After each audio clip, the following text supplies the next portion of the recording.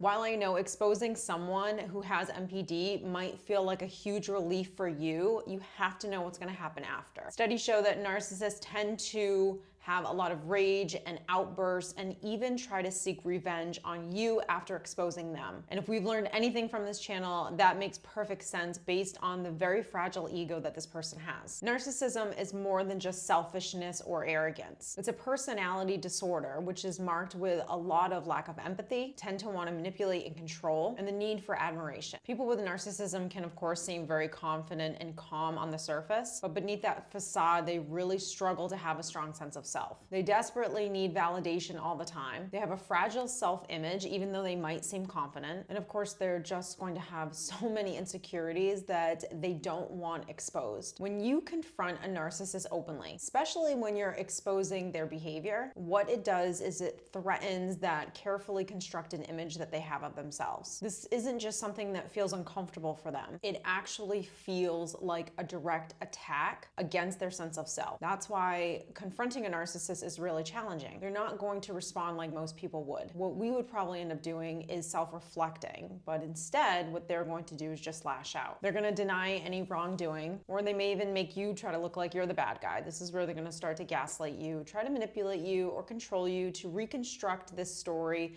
that you're portraying of them to make you look like the problem. And of course, what ends up happening is most people tend to react from this instead of responding. They can't see what's happening, so they just get emotionally charged up because maybe this person is constructing a story that really is false, is black and white, and you're getting upset by this, and so you become reactive to it. This is exactly what this person wants from you. They want you to get emotionally riled up so that can calm down themselves and they can say that you're the problem because now look, you're being reactive. You're getting out of control. You're yelling, you're screaming, you're denying, you're doing all of these things. Narcissists are known for deflecting blame. And so when they try to deflect it, notice how I said when they try, and you take the bait, then this calms them down. Now they're not as nasty, or maybe they're not as vindictive because you took the bait. You are now reactive. So you're feeding into the story that they're creating of you. This is, of course, their way of creating drama and manipulating you.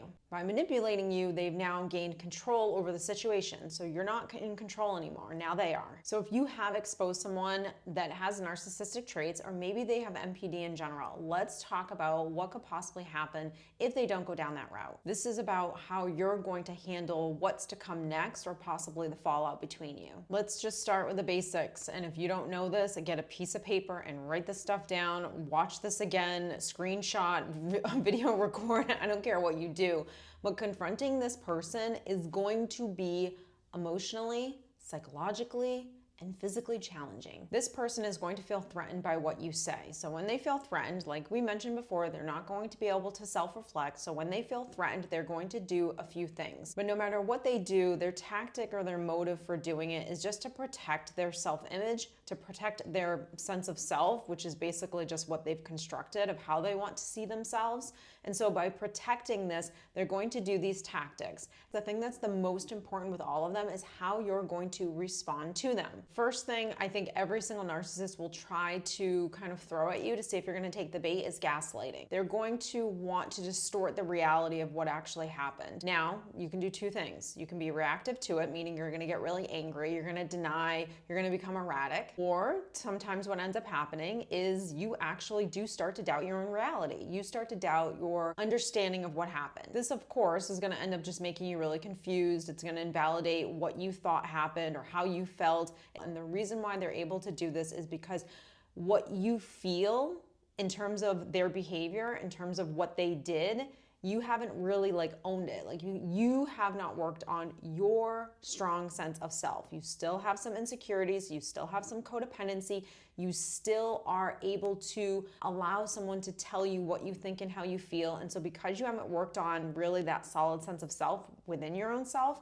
you coming to the table trying to handle this witty person, this person that can just cut you at your knees, you're not going to be able to go toe to toe with this person. They're going to end up winning. You're going to get so insecure, so fearful to be able to go back and forth with them, and not go back and forth with them to try to prove your point, but just to be able to stand tall in the ring. This is the part that's really unsettling is you having to stand there while you're taking punches, while you're hearing these false statements, and to not be thrown off. That's not easy to do. The emotional toll that you take having to face their reactions and the things that they're giving you, which is essentially their backlash for you distorting the image that they have of themselves, that is not easy to take. That level of whiplash, basically, that you're getting from them being uncomfortable. Narcissists do not handle criticism well whatsoever. So when they're confronted, they're most likely going to respond with anger. They're going to blame shift, or they're going to start to get personal, and they're going to start to get nasty. They're going to use every insecurity and every weakness to really hold that against you, to throw it in your face. They could also go the completely opposite route. They might actually play the victim. They might actually want to gain your sympathy. Maybe they own everything that they did. Maybe they even apologize for what they did. Maybe they construct a story about how they are the victim and this is why they're doing what they're doing. And then what ends up happening is you end up feeling guilty for maybe even making this into a big deal. Now, maybe you feel responsible for actually creating some drama in this relationship between the two of you. So they're either going to get a reaction out of you that you're dramatic, you're angry, you're upset, you're just so reactive, right?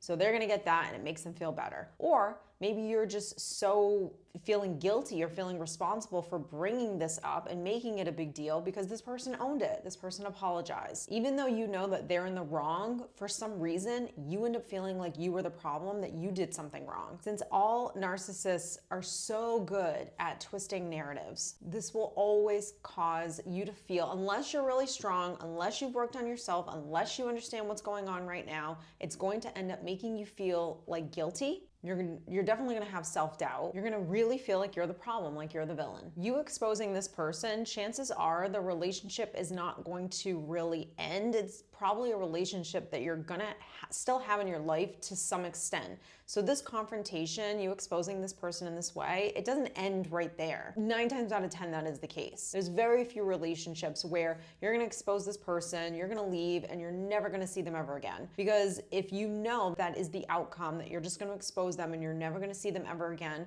then great. They might hurt your feelings, they might attack you, they might cut you at your knees, maybe they feel as though that they're the victim and they try to make you feel bad, so you second guess yourself or really have a lot of self-doubt now. But at the end of the day, you know, my hands are tied, this is over, and we're done. Most relationships, it doesn't really end like that. There's going to be more communication between the two of you. That's why sometimes exposing this person is something that you very much have to understand, know what's gonna happen next, have really worked on yourself, because if you haven't and you just start doing this because you're just so angry by what it is that they did to you, it's going to backfire on you because you very much need to train to be prepared before you go in the ring with this person. Whether you get the defensive reaction, so you're gonna get the rage, you're gonna get the outbursts, maybe you'll get the victim mentality where they're just avoiding taking accountability for themselves, they're not owning everything, they're making themselves out to be the victim, so they'll get some empathy or sympathy or compassion from you. Of course, they may end up trying to convince you that you now hurt them or you don't understand them and you misunderstood, which this causes you confusion. Or whether it's all of the manipulation tactics, whether it's the gaslighting, whether it's the silent treatment, whether it's the passive aggressive behavior, triangulation, stonewalling, I mean, the list goes on and on. You could go through all of those cycles, but you could also come back to all of that drama just happened and now they try love bombing you again. That's where it's especially